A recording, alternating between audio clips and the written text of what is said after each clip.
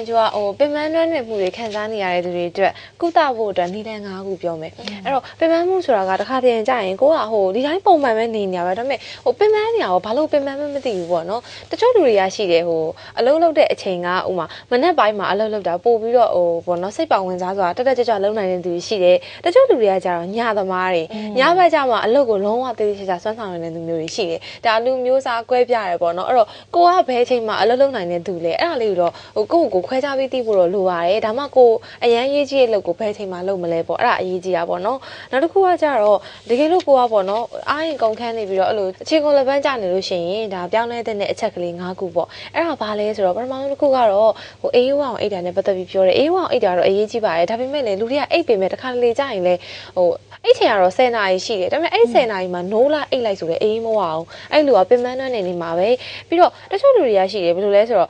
ည7နာရီနဲ့7နာရီကြားမှာအိတ်ရဝင်နေသူတွေကတဲ့နောက်တစ်နေ့နဲ့10နာရီဒါမှမဟုတ်လို့ရှိရင်7နာရီလောက်ကြာရင်သူတို့ကအမြင့်ဆုံးလမ်းဆန်းပြီးတော့တက်ကြွမှုရနိုင်တဲ့အချိန်မှာတဲ့ဒါကိုသူတို့တွေရှာဖွေပြီးတော့တွေ့ရှိထားတယ်လို့ပြောတယ်နောက်ပြီးတော့နေ့လေတနာရီကနေ4နာရီကြားမှာအဲ့လူတွေကပေါ့နော်အိမ်ငိုက်မှုကိုခံစားရမှာတဲ့အဲ့သူ့အချိန်နဲ့သူပြန်ပြီးတော့နော်တက်ကြွတဲ့အချိန်ရှိတယ်ပြန်အိမ်ငိုက်တဲ့အချိန်ရှိတယ်နောက်တချို့ကကြတော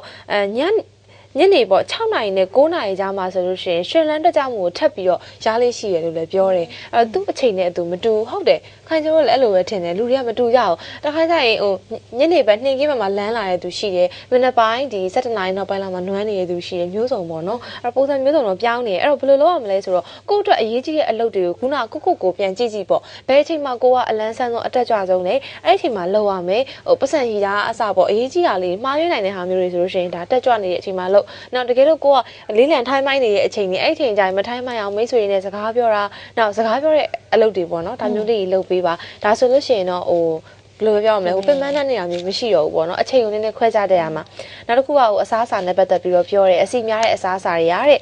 စာကြေခဲတဲ့အပြင်မှတ်ညံတဲ့ကြွက်သားတွေကိုတုံနေစေတဲ့အဲ့တော့အစီများတဲ့အစားအစာတွေစားတာပေါ့နော်ဒါတော့တန်းနိုင်များရှောင်းမှာအစားအစာကိုတိကျချင့်ချိန်ပြီးတော့စားပါတဲ့နောက်ပြီးတော့ဗပြောထားသေးလဲဆိုတော့နည်းနည်းစီစားခိုင်းတာအစာကိုတစ်နေ့မှာ9ချိန်ခွဲပြီးတော့နည်းနည်းစီစားပါတဲ့အဲ့လိုစားမယ်ဆိုလို့ရှိရင်ပေါ့နော်တနည်းအားဖြင့်ရှင်လန်းတက်ကြမှုဖြစ်ချင်ရင်အစာကိုတစ်ချိန်နဲ့အများအပြားစားတာကိုရှောင်ခုနပြောသလိုတစ်နေ့ကို9ချိန်ခွဲပြီးတော့စားပါဒါဆိုရင်လမ်းဆန်းပြီးတော့တက်ကြ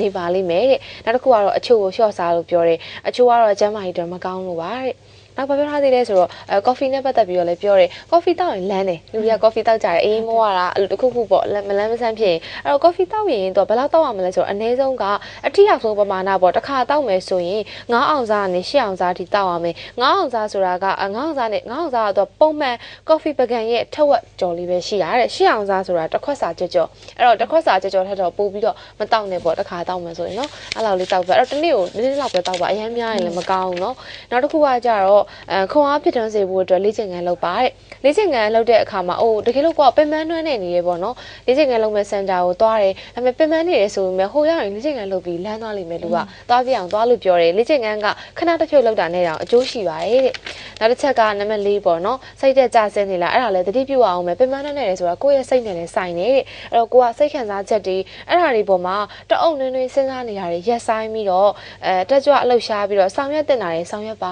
ဒါဆိုရင်လည်းနည်းနည်းပင်ပန်းနေမှုတွေရောသွားလိမ့်မယ်စိတ်ကအရင်ကြနေနေဘယ်လောက်ပဲလူကလန်းစိတ်ကြနေတဲ့လမ်းမှာမဟုတ်ဘူးပြီးတော့ပြောထားသေးလဲဆိုတော့အားကစားသမားတွေလည်းပေါ့နော်နီးနာကိုရယူပါတဲ့ဘာလဲဆိုတော့အသက်ကိုပြင်းပြင်းရှူပါအဲ့လိုပင်ပန်းနဲ့